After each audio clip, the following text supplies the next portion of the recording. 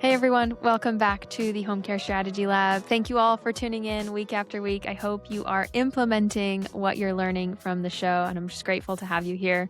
Today, I am joined by Jim Kimzey, the co founder of Full Bloom Home Care based in northern Chicago in Lake Forest. Jim, welcome to the show.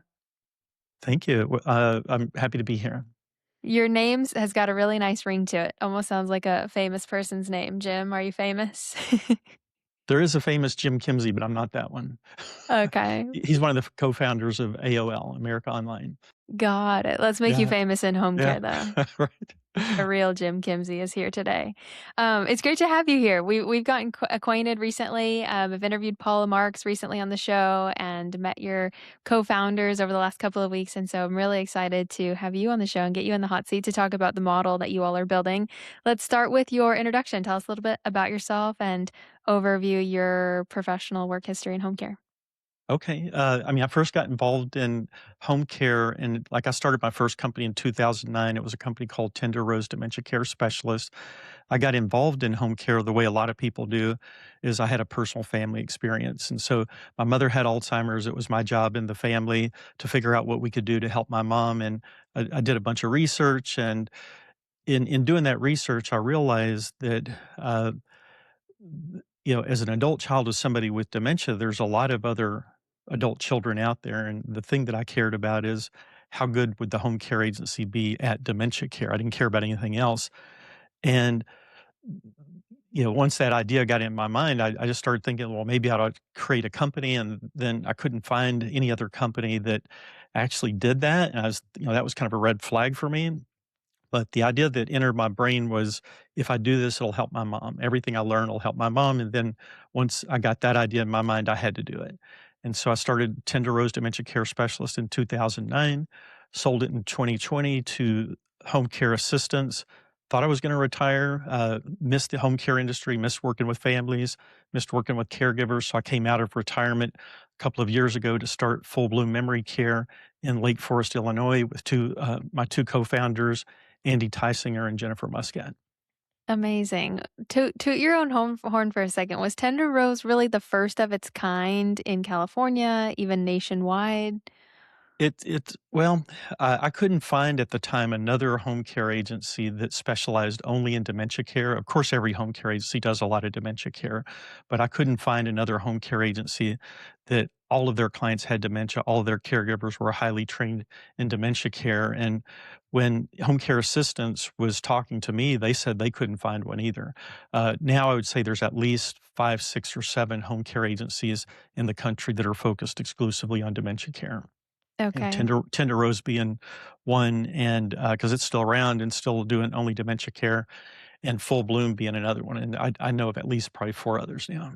Okay. As I've gotten acquainted with you, I've met a handful of other people that have cited Tender Rose, and I think the model that you all built, people are intrigued by, and only so many people can implement this exact model. But everyone listening to this show is taking care of dementia patients, and so I want to unpack what traditional home care looks like in regards to dementia versus what you all are building and helping people just think differently about dementia care. And we're going to identify resources and tactics and all sorts of things that people can take kind of slivers of and implement in their own business. So let's start there. In your own words, when we hear dementia care in the traditional home care model, like what are people referencing? What does that look like? And then we'll explain, what you're building and what that looks like.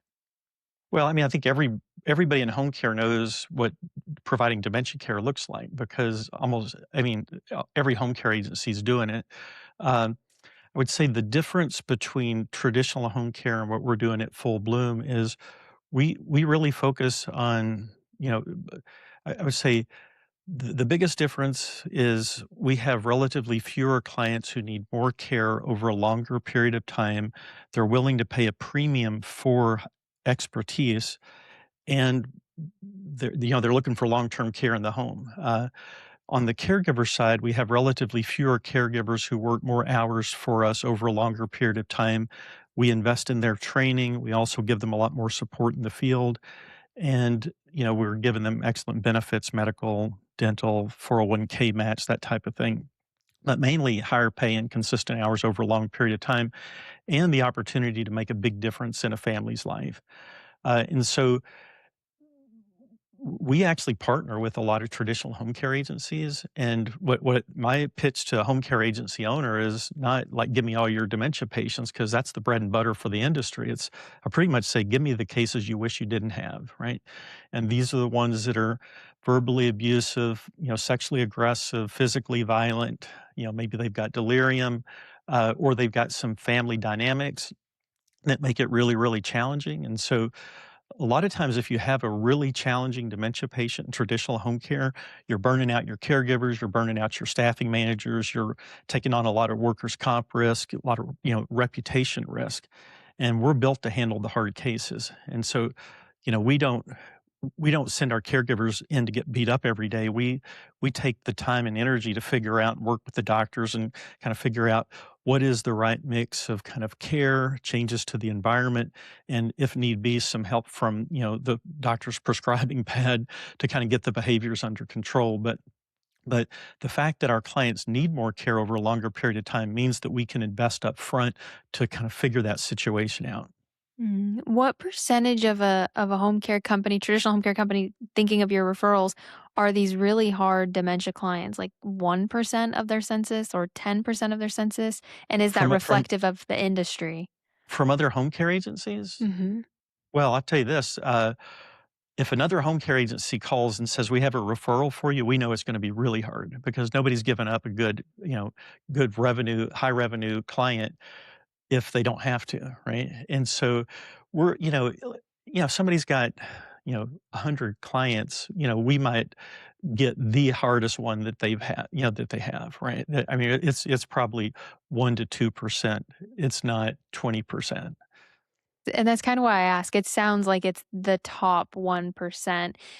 And is that reflective of the dementia population holistically across the country? Maybe 1% is this, like, really extreme dementia case? Well, the funny thing is when you talk to an adult daughter or an adult son whose parent has dementia, they always think their parent is the hard one, right? And so there is, we actually position ourselves as we can handle the hard cases, and we do that for a lot of different reasons. One of the most important reasons is we learn more from the hard cases than we do the easy cases, and what we learn on the hard cases helps us with all of our cases. But everybody thinks that they've got it hard. When you have a perspective of what hard really looks like, sometimes, they're saying, "Oh, my mom won't let somebody help her in the bathroom with, going to the shower or going to the toilet." I mean, that's common, right? That's not hard. I mean, it is hard for somebody who doesn't have a lot of experience dealing with that or with the training to deal with it. It's kind of hard to say how many are in this extreme, right? Because there's really, three things that you can do to manage the behaviors of somebody with dementia. And, one is the kind of the quantity and the quality of the caregiving. The other is changes to the environment. Just decluttering somebody's bathroom can make a big difference, or decluttering their living room can make a big difference. But the third thing is, drugs, right? And so you can solve almost any behavioral problem with drugs if that's what you wanna do, right? Or if that's what you feel like you need to do. But when you start using drugs, every drug that is used to manage the behavior of somebody with dementia usually has a black box warning on it that says, "This is gonna increase the chances of death." But one of the things it's definitely gonna do is it's gonna make them more of a fall risk, and it's gonna make them more sleepy, and it kind of takes away a lot of the opportunity to give them a higher quality of life. Right. And so, the gold standard in dementia care is engaging people in activities that bring them joy and meaning at whatever level they can still participate. And if they're sleeping all day, they aren't engaging in activities that bring them joy and meaning. They may be easier to take care of, but they aren't, that person with dementia isn't having a high quality of life. Wow, okay. You rattled off a minute ago a variety of things that, like, quantifies kind of a hard case. I'm curious what maybe, like, the top 3 are that are the common patterns between the hardest dementia cases that you've seen. Could you identify 3? Well, I'd say the most common thing that we see is the person needs care, but they don't realize they need care. And so we call it like resistance to care, refusal of care. And so I think for a lot of traditional home care agencies, they try with those, but like, what can you do? You send your caregiver to the front door, the person won't let them in, or the person tells them to go away. That caregiver doesn't want to come back. And so I think a lot of home care agencies lose what could be good long-term dementia cases because they can't figure out how do you overcome that resistance to care. And so that's probably the number one problem. If you can figure that out, you can actually open up a lot of new cases for yourself and good long-term revenue. And And so, that's the client's refusal or the family's refusal? no, it's the person with dementia's refusal. It's the client themselves, correct? Wow, Yeah. well, sh yeah, keep going. Well, I mean, so this was actually the first problem I ran into when I started Tender Rose. It's like 3 of my first 4 clients didn't want my help, and they needed it, and the families were willing to pay for it. And so, that was kind of the beginning of my journey to figure out how do we overcome this resistance to care. One of the first things I found out is there's this thing called anosognosia, and anosognosia is basically there's a change in the brain that makes people not realize that they actually need help, right? And so most families think that it's denial. Like this person's they're being difficult, they're in denial, but there's actually a physical change in the brain that creates a blind spot where they don't even see that they need help. And so the funny thing is somebody with dementia will almost always readily accept help for a physical problem. Let's say you fall and break a hip, you have a heart attack, got shoulder surgery, whatever, cataract surgery. They'll accept help in the home for the physical problem, but they won't accept help for their cognitive problems very commonly, right? And part of the reason for that is most dementias are slowly progressing diseases like Alzheimer's. Today isn't that different than yesterday. Yesterday isn't that different than the day before. And so for the person living with dementia, the fact that they may be, you know, majorly impaired cognitively, it just feels normal to them, right? And so, but it's very frustrating for the family because you can see this over like a 6-month period and go, wow, you really need help. And so one of the stories I like to tell is one of my early clients at Tender Rose. I was trying to figure out how do we overcome this resistance to care, and he would let me into the house. I would show up with a Krispy Kreme donut and a cup of coffee, and we would have a good conversation. And he'd go to the bathroom, and I'd check the microwave, and there'd be a plate of food in there that's probably been sitting there for 3 days. The refrigerators got expired milk and all this kind of stuff. And I remember one time I asked him, I said, "What are you gonna do this afternoon?" And he said, "Well, I'm gonna do what I do every day. I'm gonna get in my car, I'm gonna drive to the mall, I'm gonna walk around and see my friends, have another cup of coffee." And the man hadn't had a car for 6 months, right? So, I mean, the dementia is like there's no short-term memory, but also they just don't even realize they're impaired. And so we came up with an approach at Tender Rose. I mean, we called it the 8 steps to overcoming refusal of care. We actually published a document that outlines the steps that you can do there, and that document's available to anybody. I mean, it's a copyrighted document. You can't just throw your logo on it, but you can learn from it and use the steps. But um, so we spent a lot of time figuring out how do we overcome that resistance to care. And the thing is for us, they have to be able to benefit from the care, and the family needs to be willing to pay for the care. But there are ways to overcome that. And I mean, we could go into more depth on that if you want to. Yeah, I think it does it make sense to talk about the 8 steps of refusal or tease maybe, like, the first 3 and then we can leave people on the hook to go and read the rest? Yeah, well, I mean, I think I'm, I'll just kind of talk about them, generally. But one of the common problems that we see with family members is usually they're frustrated, they're they're busy. Maybe they've got busy professional lives or taking care of their kids, and so they want to go into the house and have this. We're going to settle this once and for all conversation, right? This is, Mom, you have dementia. You need a caregiver who's going to be your best friend for the next rest of your life every day, or I mean, maybe this person's going to live with you, and it's just like they're introducing this idea of drastic change, right?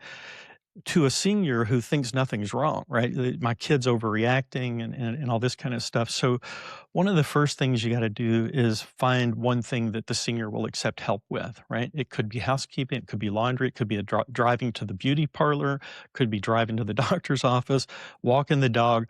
One thing they'll accept help with and start there, right? But don't go in with, here's this whole plan to overturn your life. And so, one of the key challenges is make the caregiver not a stranger because nobody wants a stranger in their house, right? But if you know this person and you like this person, you're willing to let them come in. The other is you kind of use the short-term memory to your advantage, like the problems with short-term memory to your advantage. So one of the steps is, find one thing they'll accept help with. The other one is make the caregiver not a stranger. The other one is, you got to get the right caregiver in there. Like it can't be some task oriented. I'm here to do ADLs. Let me put my scrubs on. Let me come here and announce that I'm your caregiver. I'm going to follow you to the bathroom, all this kind of stuff. It's like, what is the therapeutic story for why is this person in your home, right? Could be a friend of my daughter's who's just stopping by to take you to the grocery store or whatever. And so the therapeutic storytelling is really important. And a lot of times families have a hard time with that because, we've all been taught not to lie to our parents, right? But, the thing about lying is usually when you're lying to benefit yourself. And here, what we're recognizing is that this person needs help, they won't accept the help, and it's because they've got brain failure, right? They can't reason, they can't remember. And so what we're going to do is tell a therapeutic story that gets them to accept the help that they need. And so you get them to, accept help with that one thing, and then you get incremental commitment to more care over time. And at 10 to Rose, it might take us usually, here's a client that could benefit from 8 hours a day, 7 days a week.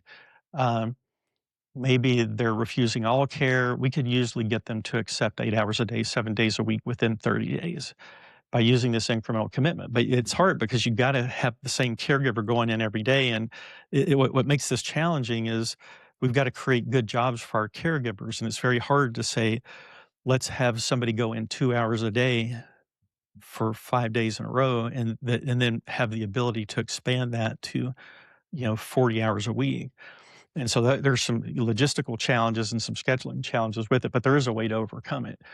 Um, One is you got to take money off the table. Like they aren't going to pay for care that they think that they don't need. And so either the adult child has to pay for it or they need to have access to the parent's funds, like power of attorney, to pay for it. And then part of the therapeutic story is this is a wellness benefit from your doctor's office. It's covered by your insurance. It's covered by Medicare. So, we every situation has to have kind of this customized, bespoke, therapeutic story about why the person's here and what they're doing there.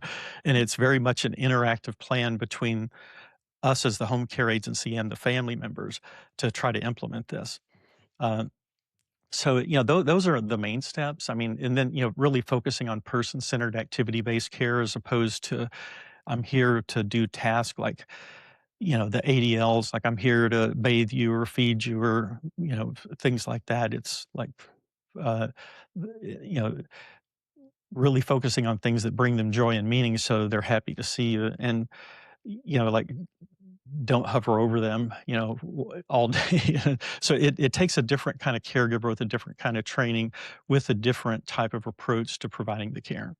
But that's the most common, and that's the one that we worked really hard at to overcome. Kind of figure out a plan to overcome that resistance to care. Uh, at full bloom, we've implemented similar approach. Um, And we recently had a client, and a lot of times the family dynamics are also what's complicated. It's not just the person with dementia. I mean, if it were only the person with dementia, life would be a lot easier. Uh, and I was just so proud of our team. I mean, we had a client. I thought this is going to be one of the hardest clients I've ever seen. Like, you know, tender rose or full bloom.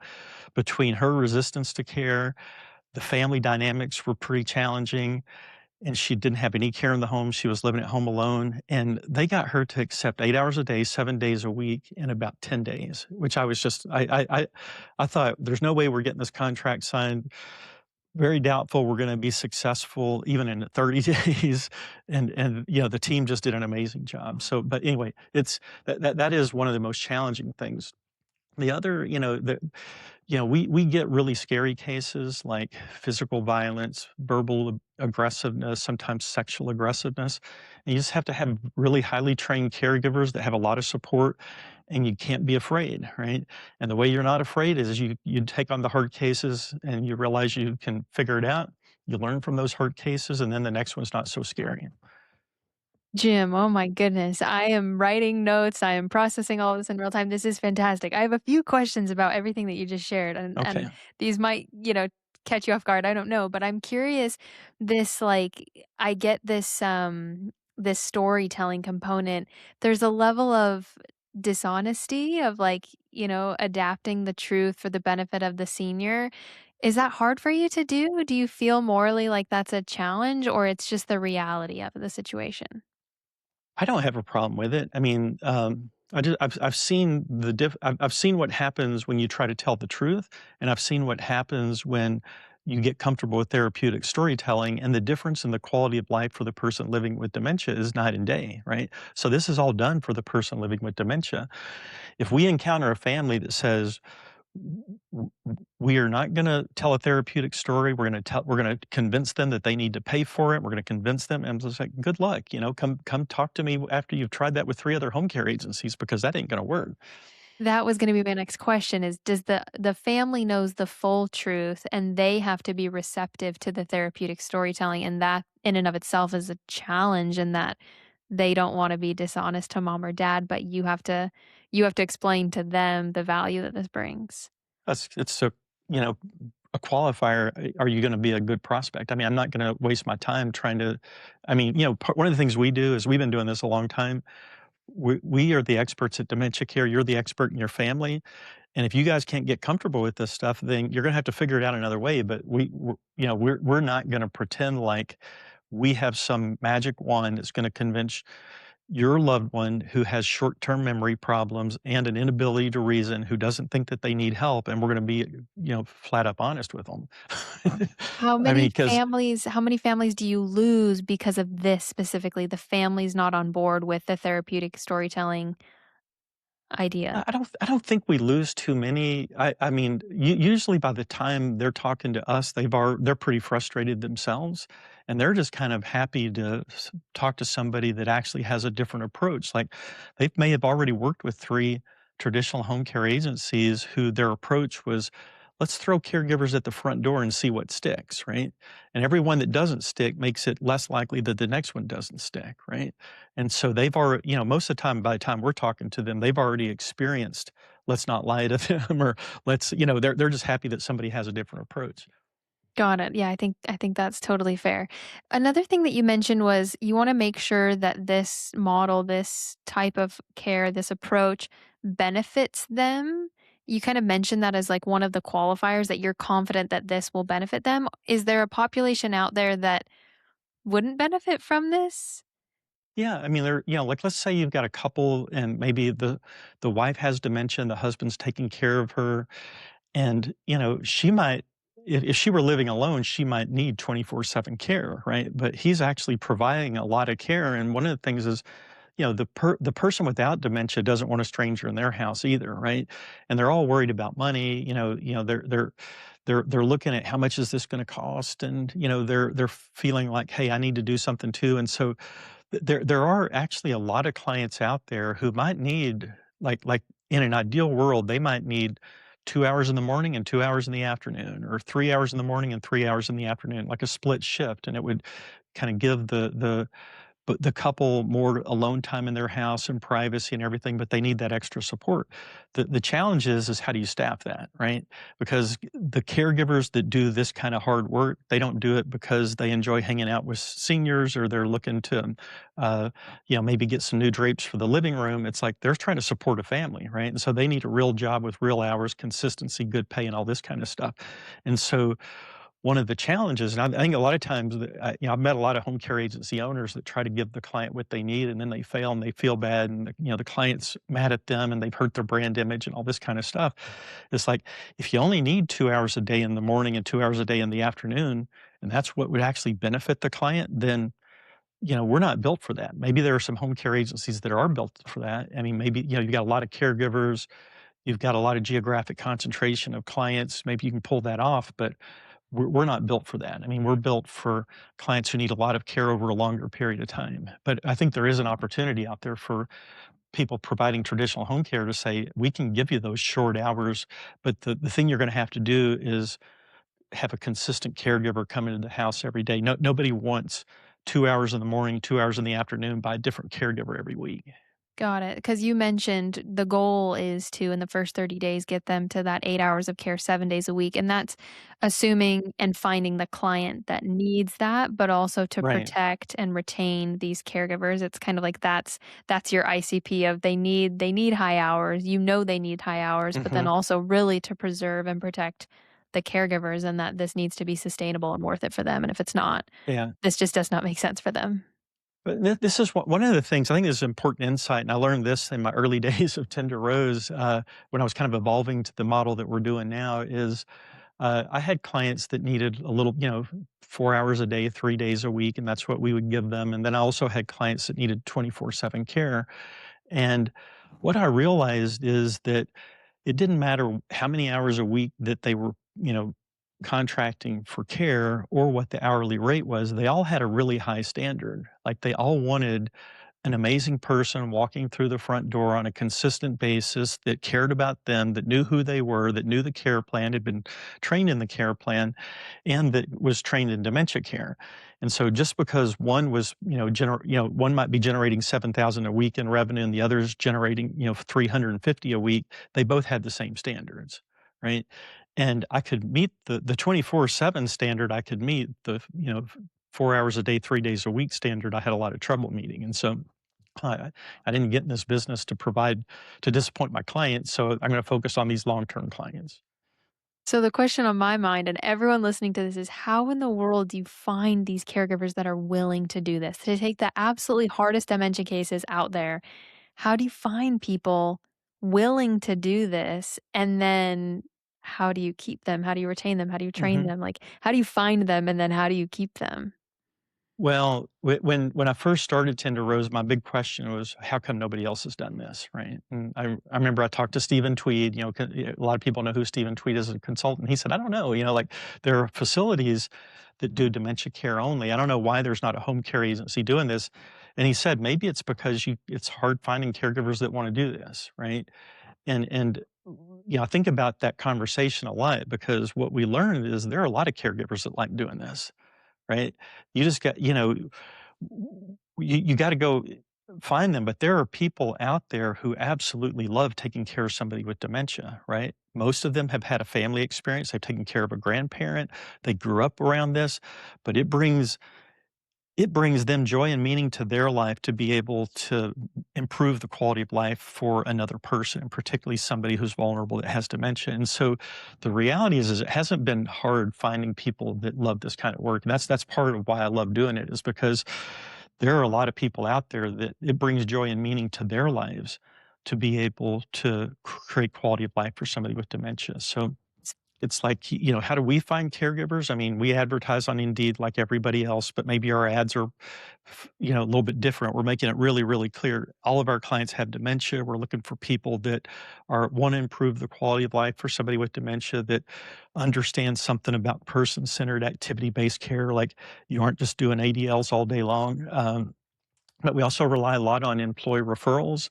If you think about like how many caregivers in this world, or in the US at least, have experience with dementia care? A lot of them, right? And some of them are really good at it and some of them really love it. And so how do we get them? We pay them better and we give them, you know, good long-term schedules with clients that they can make a difference in their lives in. So having dementia experience is table stakes and honestly, like you said, everybody at this point probably has that. Do you entice them with pay, of course, also with additional training? Do you feel like that draws people to you? You highlight this extensive training that you have around dementia, and do you feel like that is interesting to these people or gets them on the hook? Well, I mean, we provide really good training, a lot of it, but I think it's literally the pay, the higher pay. I mean, we pay $25 an hour in the Lake Forest area. I think other home care agencies are paying like 19 to 21. So I think it's the combination of the higher pay, the better benefits, and long-term consistent schedules, right? So if you can get $25 an hour, maybe working 4 12-hour shifts, getting a little overtime in there, that's pretty attractive to them. Uh, I think they don't come to us because for the promise of the better training, but I think once they experience the better training, they appreciate it. And they what they like is the fact that they're not on their own in the house. Like, we don't just send them, here's the address, show up, go find the care plan somewhere on the credenza and read it. It's like we're training you in dementia care. We've got a care plan with our clients. We're going to train you on the care plan, and then we're going to make sure that you're successful. We're going to introduce you. You're never on your own. We're always a phone call away, and if you need us to come in and help you on site, we're going to do that. And so we put a lot of effort into making sure that our caregivers are successful with each client, and each client is different. You mentioned something to me on our prep call around you've got your active caregivers that are actively taking care of your clients. But then you've got this, like, pool of caregivers that know about Full Bloom Hmm. and are on your radar and have filled out some sort of form, and you've actually got this pool of talent at your fingertips. Can you explain how you've done that? Yeah, I mean, in home care, in order to grow your agency, you've got to have, there's two things that have to happen. One, you have to have a sales engine that's bringing in new clients, right? And you have to work really, really hard to get your revenue to a certain level, and then you have to work just as hard to keep it there, right? But the same on the caregiver recruiting side. I mean, you can't have clients without caregivers, you can't have caregivers without clients, so you've got to have a recruiting engine that builds a roster that can support your clients, and you have to work really, really hard to get that roster to a certain level, and then just as hard to kind of keep it there because caregivers, move away or they decide they don't want to do this or go into private caregiving or work in a facility and all these kind of things, right? So caregiver turnover. And so we started in the very beginning, we just said, we're going to make that recruiting engine run hotter than the sales engine, right? And part of the value in doing that is we're going to, it's our goal to identify all the best caregivers in the North Shore of Chicago area and get them in our database, train them, develop a relationship with them. And every time we have an opportunity that we think is a good fit for them, we're going to check in with them and see, are you ready to come over now? Right? Is this a good fit for you now? Right? And so basically what we've done is we have invested heavily in recruiting and training caregivers so that we have a roster that anytime we get a new client or we need to pull a caregiver off of an existing client, we have multiple good options, right? And we can, bring them in and kind of talk to them about the client. Like, we're not just saying, here, go to this address and take care of this client. We're bringing them into the office and we're interviewing them about this client. Like, does this meet your needs? Or is this something you feel comfortable with?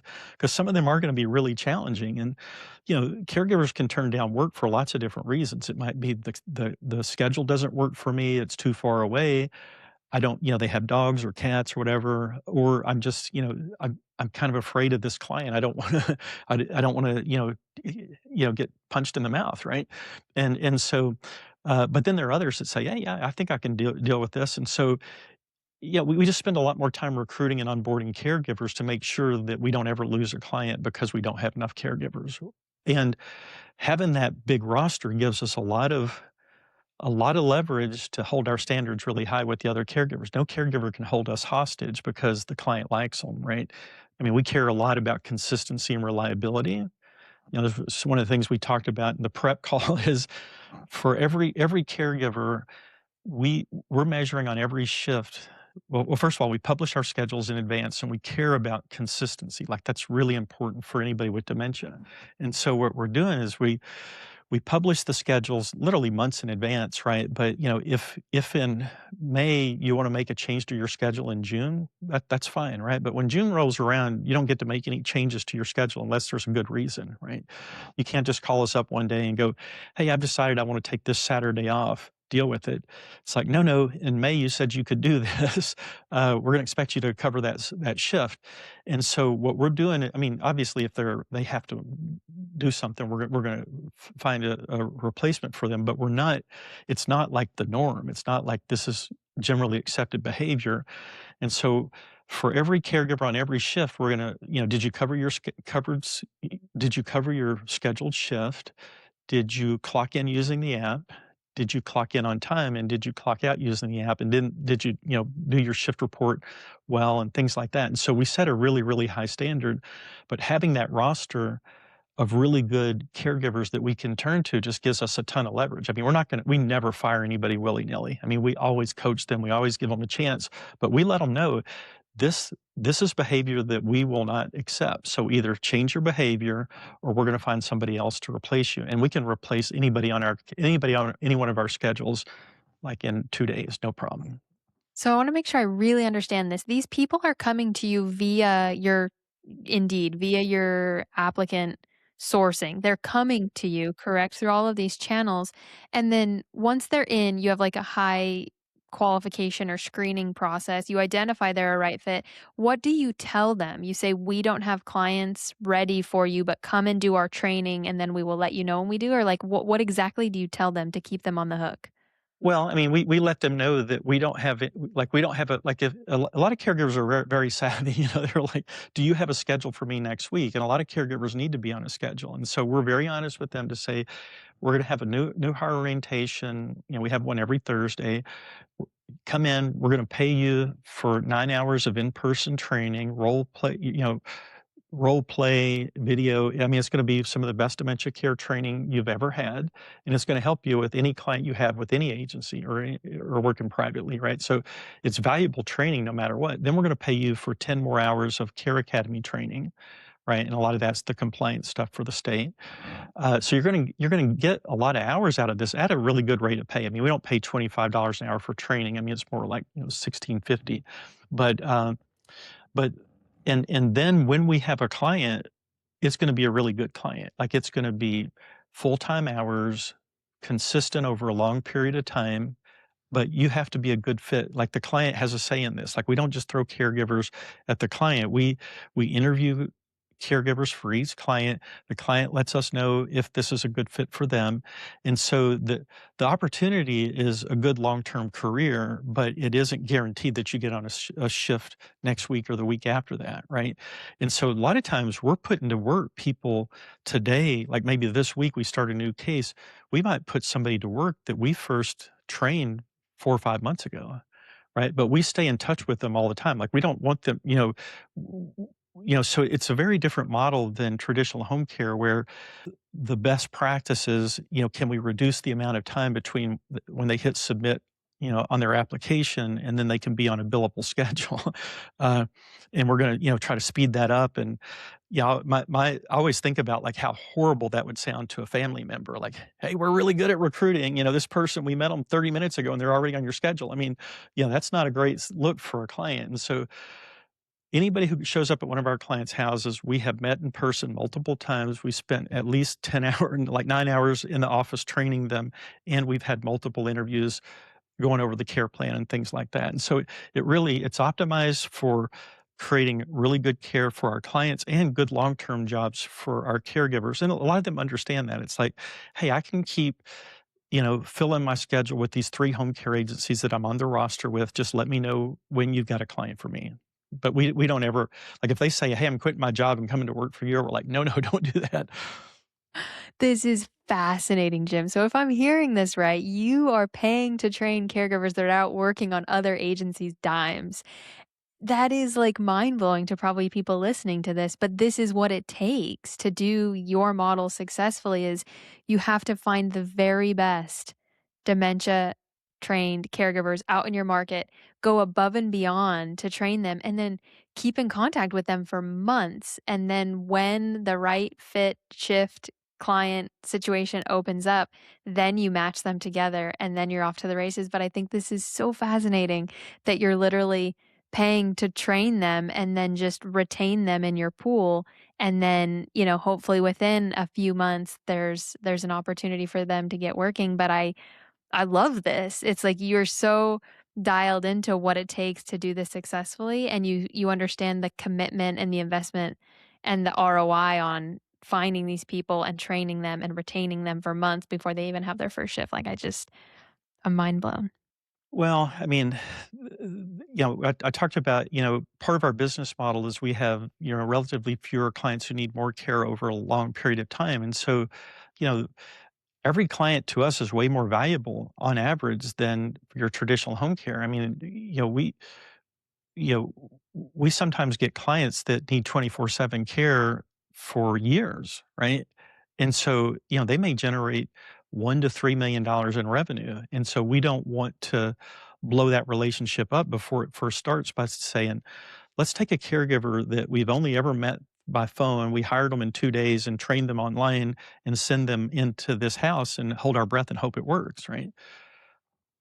And it, You mentioned having schedules published months in advance. This is also not the norm in the industry. What is your policy? Obviously, you have high expectations for these caregivers and shift changes.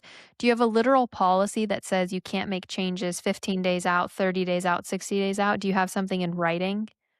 Well, I mean, we're kind of constantly evolving on this, and so we actually do have things in writing. I don't actually know offhand like what's written down right now because it's probably changed last week. But the thing is we're not you know you know kind of ridiculous about it. I mean, life happens, right? What we want is if you're going to call out on your shift, that you understand the impact that this has on the client, the impact it has on your teammates, the impact that it has on the operation. And so don't do it lightly. Like if you have a really good reason to do it, then do it. But don't just kind of casually think that, it's Thursday. I'm going to call out on my shift on Saturday because I feel like hanging out with my friend or something. And so the one of the biggest challenges we have is that type of behavior is so accepted in traditional home care that they don't think there's anything wrong with it. And so we have a lot more in-person meetings with caregivers about what we consider, our performance standards. And that's pretty shocking to them. Like, wait a minute, you want me to drive all the way into the office and meet with you? Like, I don't have time for that. I don't wanna do that.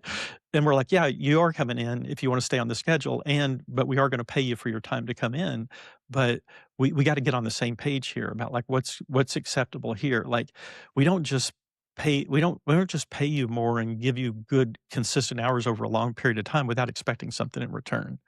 And it actually is one of our core values of our company is consistency and reliability.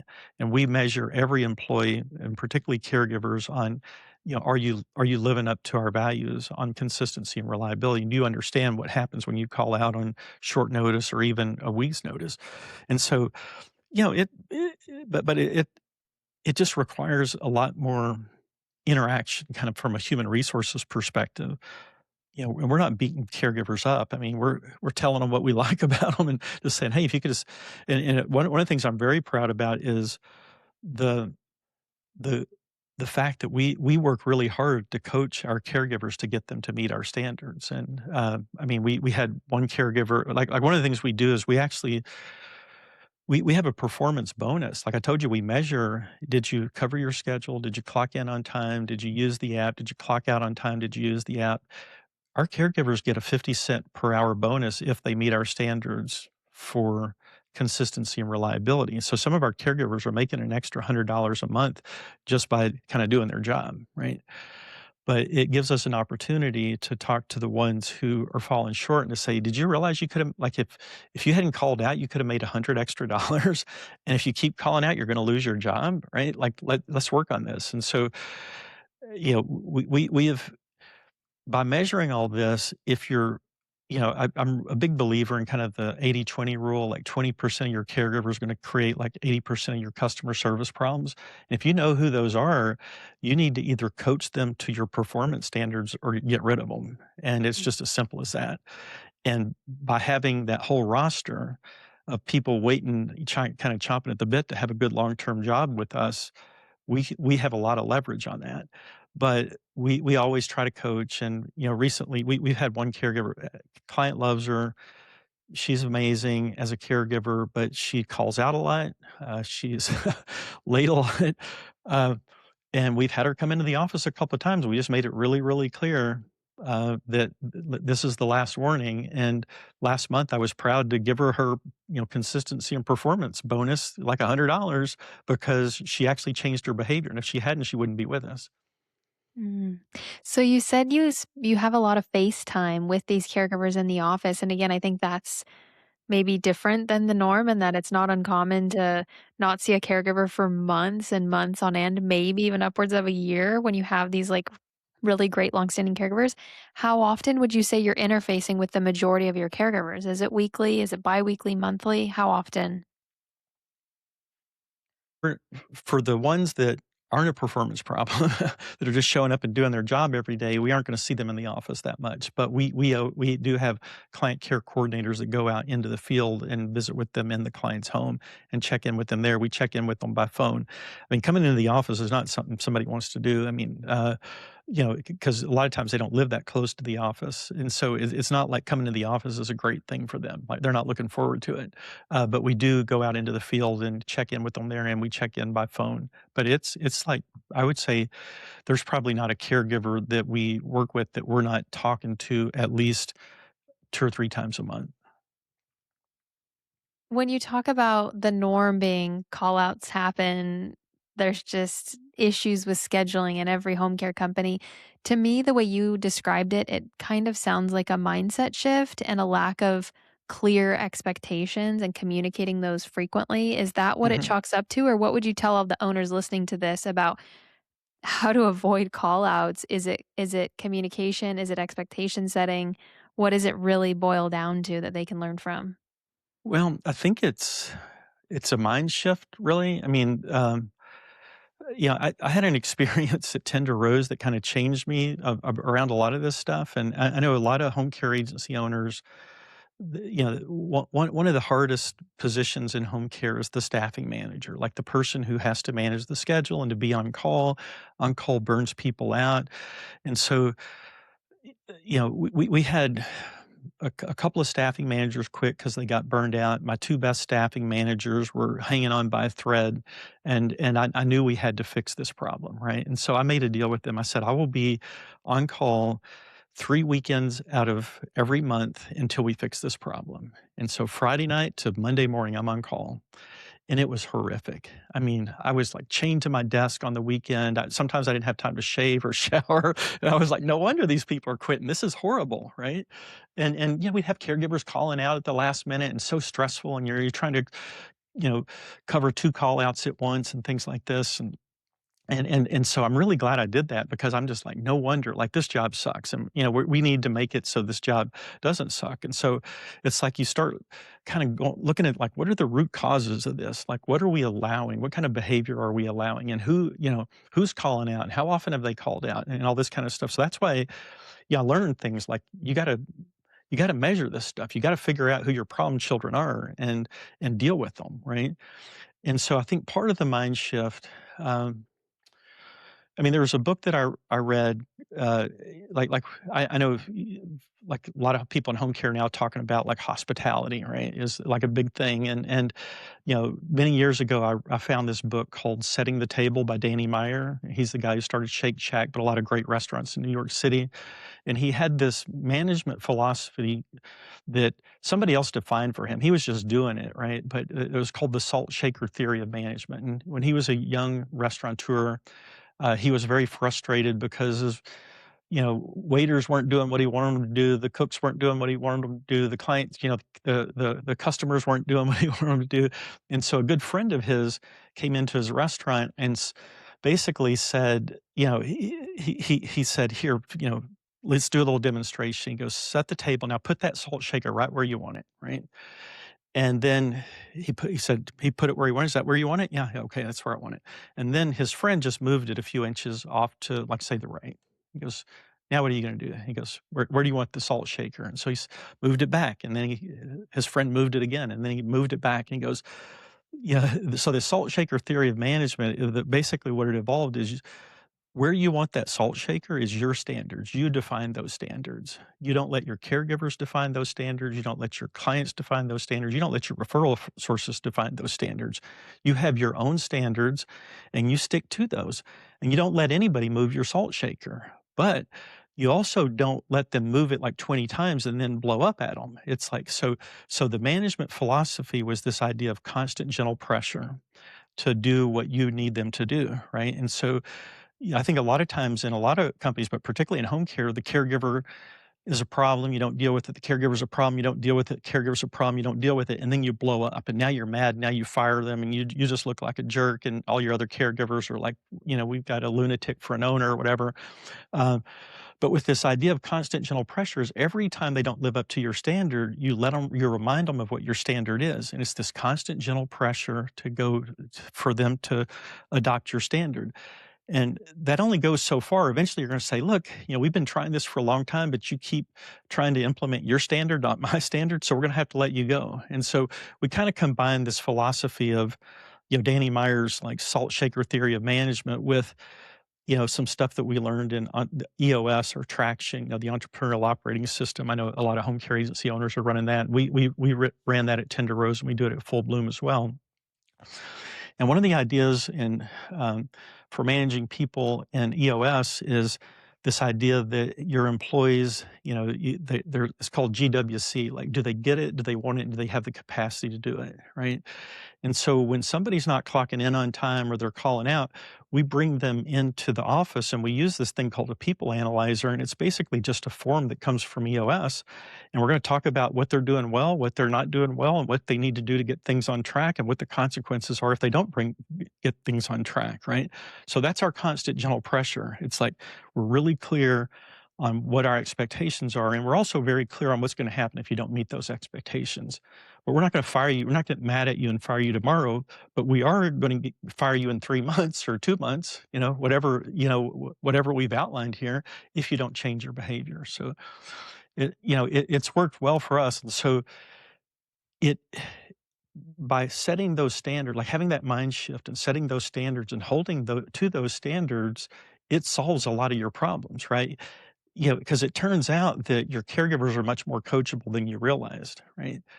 When I talk to home care agency owners about this, they think I'm going to have to fire half my staff. It's like, no, you're probably going to have to fire 10% of them. But guess what? Your staffing managers are going to be happier. They're going to stick around longer. Your clients are going to be happier.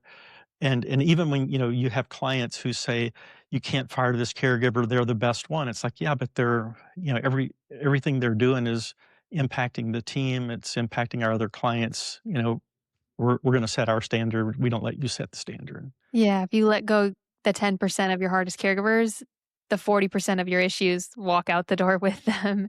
And I the others get the message that, like, they're not fooling around here, like, you don't wanna come into the office and have that conversation because you're not winning. It doesn't matter how much your client loves you or the adult daughter loves you, they're not afraid to fire you. I love this salt shaker philosophy. I think that's so spot on. The agencies that I see that are really struggling, their clients and their caregivers are always moving the goalpost, and they Mhm, can't get a handle on anything because the people are dictating everything. And so what you're mhm. saying is every agency, every owner, every office team has to define the standards, has to define the expectations, and the people morph to the standards and the expectations and not the other way around. But the agencies that I see struggling most are letting the people dictate their lives and their schedules and the chaos. And then it's just perpetual and they can't get out of it until, like you just said, you have to make hard decisions. You have to let 10% of your staff goes, which just sounds impossible, but your problems will walk out the door with It them. it it makes such a difference because then, your staffing managers aren't dreading being on call, they aren't burned out, on Monday morning. I mean, it just, or it makes a huge, it's scary at first, but then once you do it, you realize, like, "Wait a minute, why did we ever allow, every caregiver to kind of set their own standard on what punctuality is or consistency on the schedule and things like that. And I think it's, there's such a caregiver shortage that people are worried that like, hey, if I fire this caregiver, I'm not going to be able to replace them, or the client lacks them, and I'm going to lose the client. But it's like, yeah, it's a short term pain for long term gain. I mean, Absolutely. So we've talked about the clients and we've talked about the caregivers. I want to talk briefly about referral sources and pricing for this model. I'm guessing a hmm lot of people are wondering like how are you interacting with specific partners to probably find these clients, and then hmm also semi-related but part 2 of just like pricing this level of care and how do you do that? yeah. So, I mean, we charge $55 an hour, which is higher than most home care agencies in our market. And a lot of families can't afford that, right? And we don't apologize for that. It's like we're not. There are actually hundreds of excellent traditional home care agencies in the Chicago area that charge less and do the best job they can at dementia care, and some of them are doing a fine job, right? So we're not. We don't apologize that we're not all things to all people. What we are is we're providing a premium level of service. The positioning is we can give your loved one a quality of life that you didn't even know was possible, and you can't get anywhere else. You can't get it by hiring privately. You can't get it by hiring another traditional home care agency. And you can't get it by putting them into a facility. We can give your loved one a quality of life that you will get in no other way, right? But it's not cheap, and it's not cheap because we have to pay our caregivers more, and we have to give them better training, give them better benefits, and give them support. Like none of this stuff happens like there's this myth of the magic caregiver. All we need is one magic caregiver. It's like, no, you need a whole team that can like things change in dementia care over time, and you need a team that can adapt to that. So we have to have a team that can get a case started successfully and then run it smoothly, and then when things get out of whack, get it back to where it needs to be. Um, so understanding that we're not for everybody and that we are a premium service and we charge a lot, and people are going to need at least 32 hours a week of care, and a lot of them want a lot more.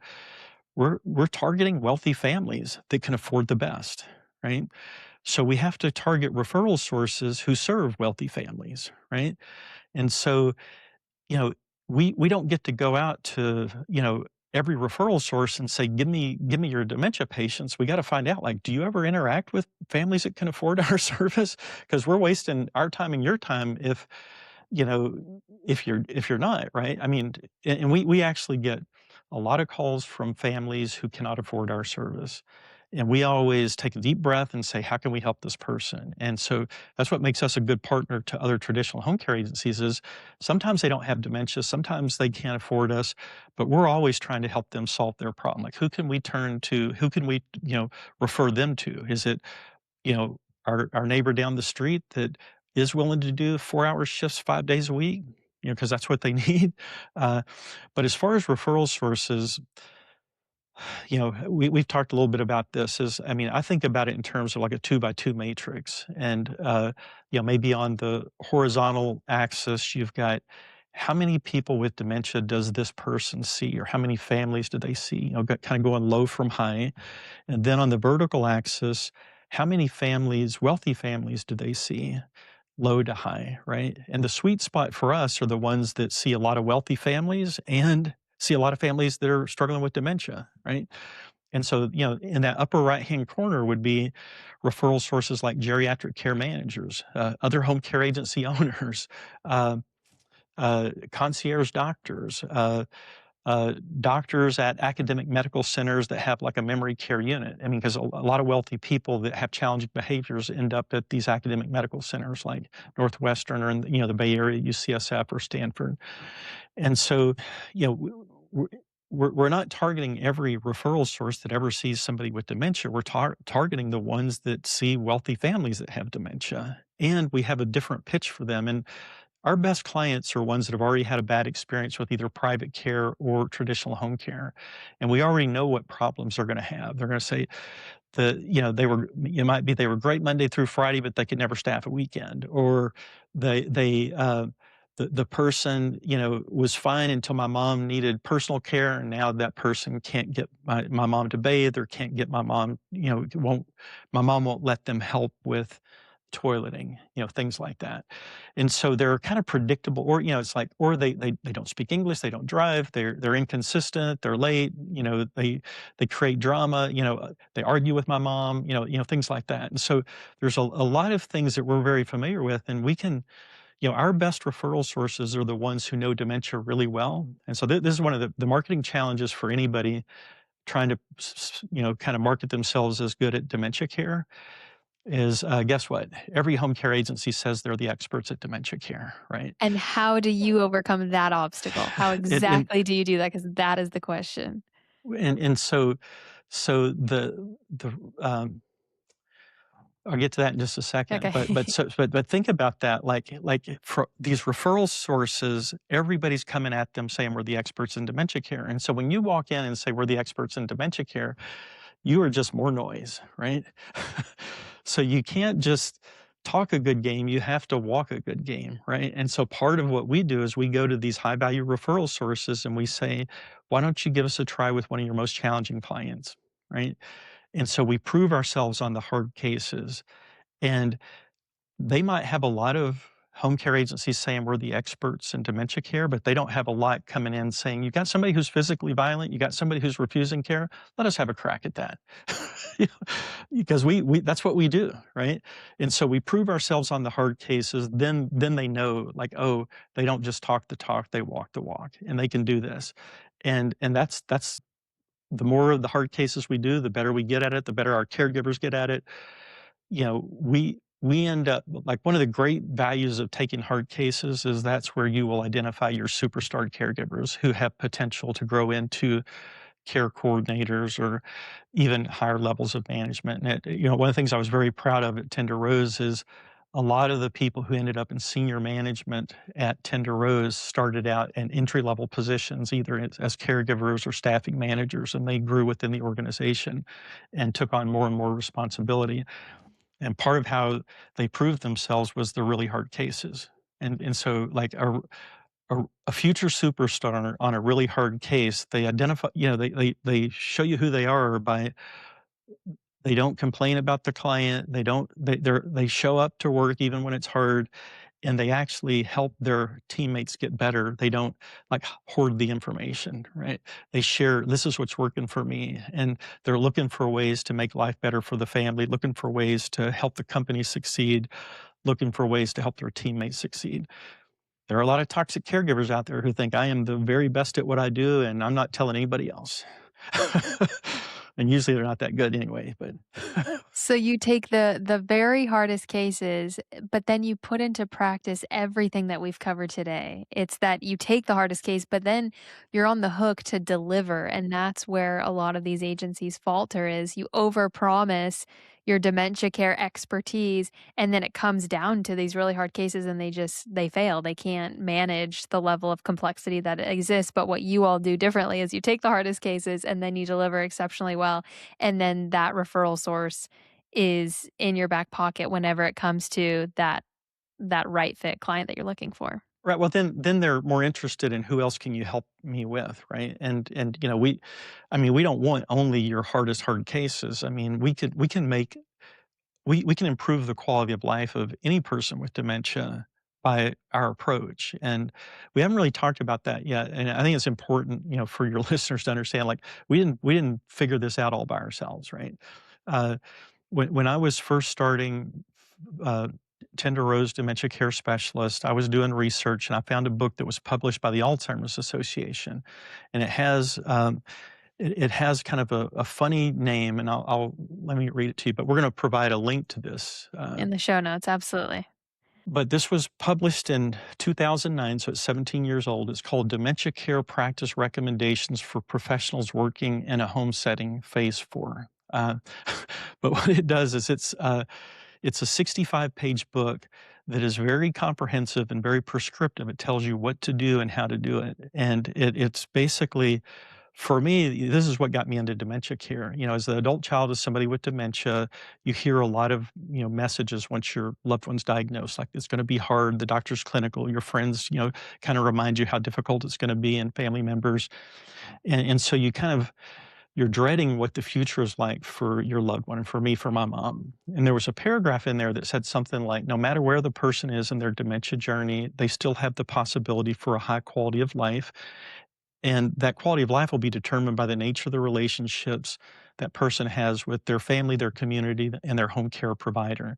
And so for me, that was the first message of hope that I had ever seen for my mom. And so I said, let's read this book, let's implement what's in there for my mom. And it actually worked. And what the book does is it talks about person centered activity based care. Right. So the person centered part is getting to know the person and what's always brought them joy and meaning. The activity based part is engaging them in those activities that always brought them joy and meaning at whatever level they can still participate. And that changes over time, right? Because as the disease progresses. So it's up to us as an agency and up to our caregivers to kind of monitor where they're at, but take seriously, like our goal is to make every day a good day for the person living with dementia. We do that by engaging them in the activities that always brought them joy and meaning, and adapting our approach to their changing care needs, right? And so this book, I mean, it just told us what to do, and that was the blueprint for how we started Tender Rose. I would have never started Tender Rose without this book, and I just reread this book the other day to make sure we're doing all this stuff at full bloom. And it's 17 years old. There's a few things out of date. There's a couple of things like you know wandering programs that no longer exist, and faulty information on the current state of which drugs are available for behaviors and altering the course of the disease. But it's all the stuff that affects how you take care of a person with dementia in the home is still accurate, still good, and it's been proven by 17 years of practice and research since then. And so, what I would encourage anybody to do is, like, if you're a home care agency owner that wants to be good at dementia care, download this book, read it, and try to do what's in this book. And if you know it's not easy. Like, being good at dementia care isn't hiring a copywriter to say you're good at dementia care. It's it's actually doing things different, right? It's actually hiring caregivers that want to engage with the person, starting with who they are and what they're about. And it isn't about the activities of daily living. Those are important, right? You need to make sure they're fed and they're, bathed and their clothes are changed and all that. But the real magic happens when you can make them happy by engaging them in activities that bring them joy and meaning. And they're happy that your caregiver's there, and they maybe not don't even view the caregiver as a caregiver. They think it's this friend. Sometimes they think it's their daughter late in the disease. But anyway, I would highly encourage you to read this book.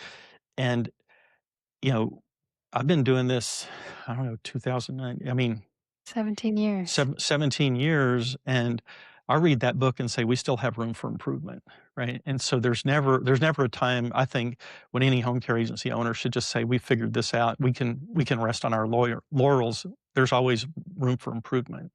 I'm so glad you mentioned this book. I bet most people listening to this have not heard of that, but it sounds like a gem of a resource. So we will absolutely be linking to it.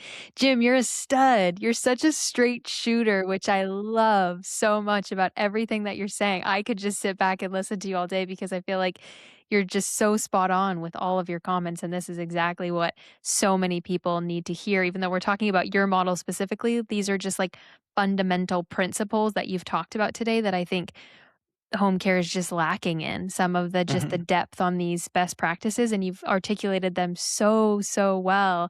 My last question for you really is you came out of retirement to do this. You have been doing this for 17 years, and it's really, really tough. And I've talked about this like on my LinkedIn recently, but does it get any easier, and how what keeps you going? Well, I mean, the what keeps me going is, I mean, I tried retirement, and the thing is, a lot of what I enjoyed about my professional life was interacting with employees and interacting with families and solving challenging problems related to dementia care. And so when I retired, I didn't have any of that, right? But a friend of a friend would call and say, "My mom's got this going on," and I would spend an hour with them talking on the phone, and then I would realize, like, wait, that was the best hour I had in the last 2 weeks. Like, why am I not doing this like every day? And so, uh, the you know, it even when you retire, you gotta have a purpose, right? And so for me, my purpose is helping more people with dementia have a higher quality of life and creating more good jobs for caregivers and all of our employees, and that's very satisfying to me and all this, and so you say, "Does it get any easier?" I mean, I think you know, having experience in home care always makes it easier, right? Because I mean, I remember when, I was first getting started in this, there would be problems that would come up and you would have to go, how are we going to solve this? What do we do? And so it takes a lot of mental energy to solve every problem. But after you've seen enough problems over a long period of time, it's just kind of automatic. It's like, oh, okay, here's the problem. Here's how we solved it the last 10 times. Let's just solve it that way again. Right. But part of what I love about business is, business is just one long obstacle course. It's all about problems and solving problems. Right. And so the sooner you kind of get that into your head is that the problems are never going away. They will always be there. It's your job to solve them and just get better at solving problems, you'll enjoy your job a lot more. And so now when I get problems, I'm just like, oh, good, another problem to solve. I mean, it's not like, oh, when will the problem stop? They're never stopping. And surrounding yourself with people that have that same mindset. You mentioned Jennifer and Andy at the top of the hour. They have this same drive, same motto, same belief system that you have, and you're all solving these problems together. Yeah, and then, having really good employees. I mean, it's not just Andy, Jen, and me. I mean, we have other really good employees. I'll shout out, Nancy and Debbie and Colleen. I mean, they're really, really good at their jobs. And uh, when you have strong people that you can count on to make good decisions, like one of the things, I don't want to be involved in every decision. I think that was, when we talk about scaling, I think a big part of scaling is realizing that you can't be involved in every decision. Like, you gotta let your people make decisions, and they may make different decisions than you would, but still, that's how they grow as leaders and managers, and it can be pretty exhausting. I mean, if you have like, I would have employees come to me and say, "Here's the problem, how are we gonna what do you want us to do?" And pretty early on, I realized, like, I mean, I just don't have the bandwidth or the brain power to kind of solve all these problems. So I just kind of defaulted to like, what do you think we should do? And they would tell me what they think we should do. I said, why don't you go try that and see if that works?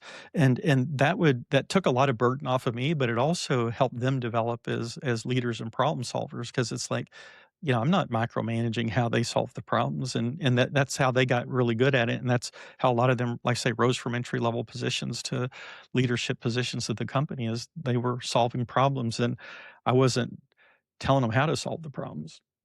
Fantastic. Jim, last question. What's your goal with Full Bloom? Where do you wanna take this? Well, I mean, right now, I mean, our goal is to, just get really, really good at it in the Lake Forest area. Then we want to go into other markets. And that was actually at Tender Rose, that was always kind of my dream, is to roll this out into multiple markets. And so, I mean, our goal would be to be in 10 different markets, over the next 10 years, helping lots of families, create a higher quality of life for their loved one and creating a lot of good jobs for caregivers and our other staff. And educating everyone on this level of dementia care and the hope that exists. I love what you said a few minutes ago about when you read some of those paragraphs about your own mother and your own situation, and it instilled this sense of hope. There's so many families out there that don't have faith or hope that this can get better for their loved one, but you're a testament that they can and that there is a path forward. Yeah, yeah, and that's what kind of, I think, keeps us all going at Full Bloom. Is it's fun to see that when it happens, right? We almost every family comes to us in crisis, and to see them kind of get past that crisis and have a much higher quality of life, and see that their loved one is enjoying a quality of life that they thought was gone, like they can't, that there was no more possibility of that, and that's kind of what keeps us all going. Yeah. Jim, thank you feels like an understatement to wrap up this conversation, but thank you so much for everything that you've shared so transparently. You know me, I love when you're open and honest and shoot straight, and I feel like you've done an exceptional job at that today. So thank you for joining me in the lab. It's been an absolute pleasure. I wanna just recommend everyone listening to this to reach out to Jim. I don't wanna open the floodgates on you, but if this has resonated with you or if you've learned something, at least give Jim a thank you, but also, ask him questions. Like he said, he's a problem solver through and through, and so if you've got problems, that you could tee up to him, don't be a stranger and reach out to him. So Jim, thank you so much. Yeah, thank you for having me on.